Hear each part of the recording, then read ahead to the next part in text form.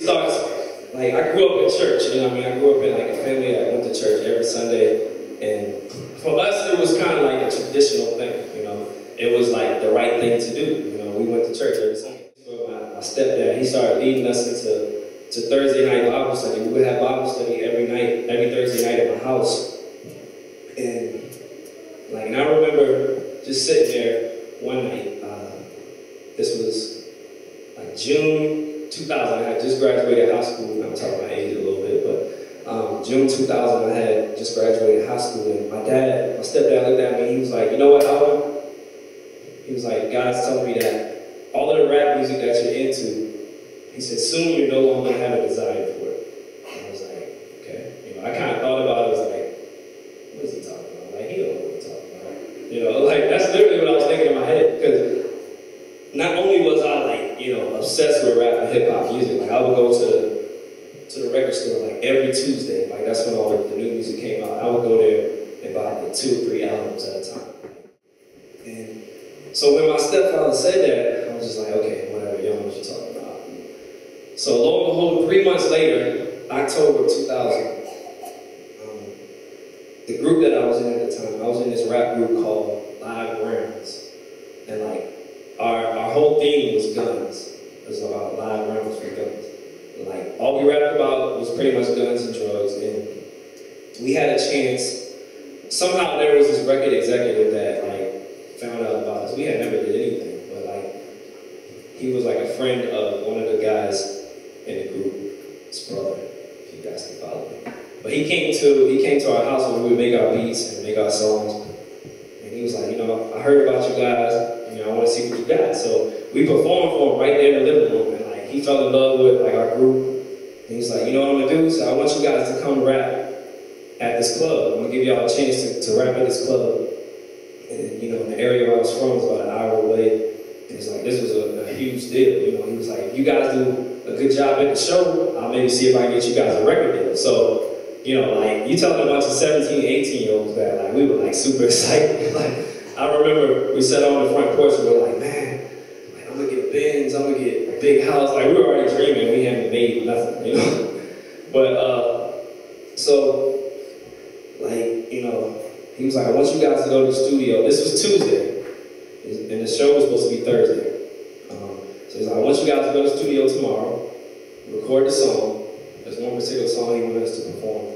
Record the song, then make a performance track. So we had planned that out the next day. And I came home and I told my parents. I was like, because you know I couldn't get into the club unless they allowed me to, because I wasn't old enough to get into the club. So I was like, Mom, Dad, y'all know how to rap, right? He was like, I guess, yeah.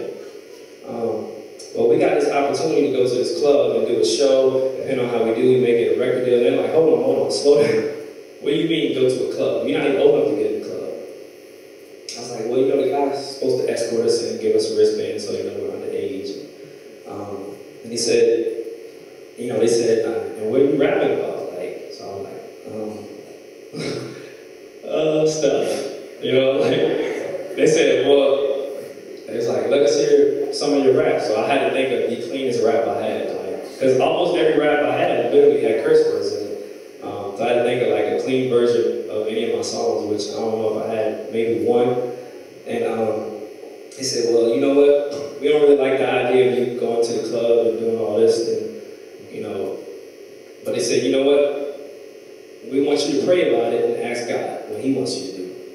So first of all, I'm not like, I had no desire for God. Even though I went to church every Sunday, I had no desire for God at all. Like, second of all, I didn't even know like how to hear from God. So I asked him, I said, well, if I pray, how will I know like what God's saying? Like, how will I know if He's speaking to me? They said, you'll know. You'll know. I said, all right. So I went to my room, and like I didn't give it any thought. Like, I had made up my mind, I'm gonna do this anyway. I don't care what they say. Like, I didn't pray. Honestly, I never prayed. And like an hour later, they called me back into their room. It's like, you know what?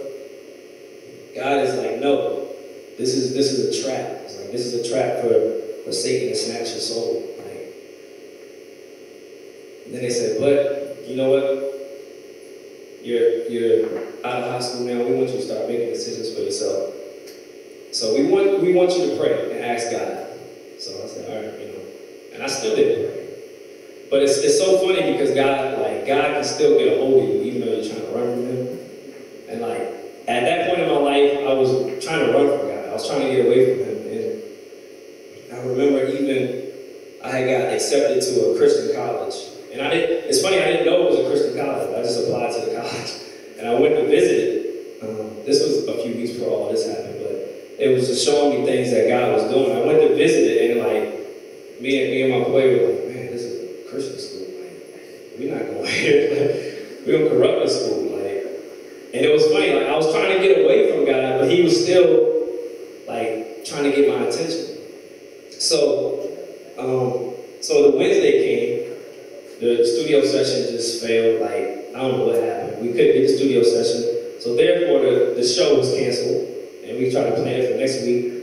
On top of that, my whole group, it was like 5 of us in a group, but then we had like a little entourage, a clique of guys that would roll with us. Like they all went and got these shirts that said live rounds. And on the back, they had a number that represented a gun, like a 22 or 9 or 45. And like somehow I got left out. So everybody had T-shirts, and like I got left out. I was in the group, and guys that weren't even in the group had T-shirts. I was like, how did y'all leave me out? Like, and then I was gonna get a shirt, but like, there's not even any guns left. Like, they had took all the numbers of guns. These are the ones that we knew, And so, I came home and told my mom, I was like, Mom, this is crazy. Like the show got canceled. We couldn't do a studio session. Like, they went and got shirts without me. She was like, see, that's a sign from God.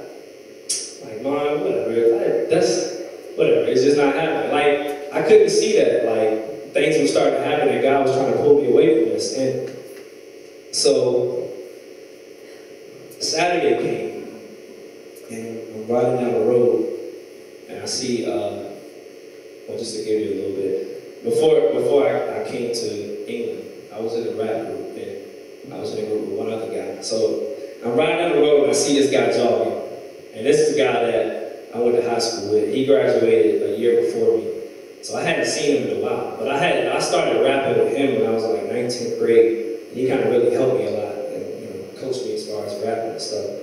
And he was like at least about 15 minutes, 10 or 15 minutes driving wise from his home. So he had jogged a long way. Now I was driving, in America we drive on the right side of the road. So I was driving, and he was jogging on this side. Like, so he was on the wrong side of the road, but somehow I still noticed him. And like, don't ask me why. I pulled up beside him like, yo, you wanna ride? And he was like, yeah.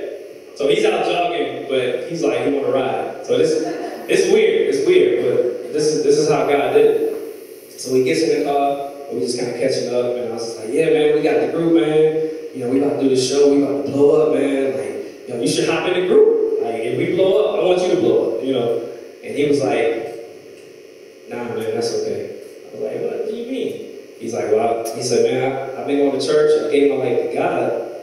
And he's like, honestly, I'm thinking about doing gospel rap. And I was like, what? Like, gospel rap? What is that? Like, to me, it was unheard of. Like, I don't know how many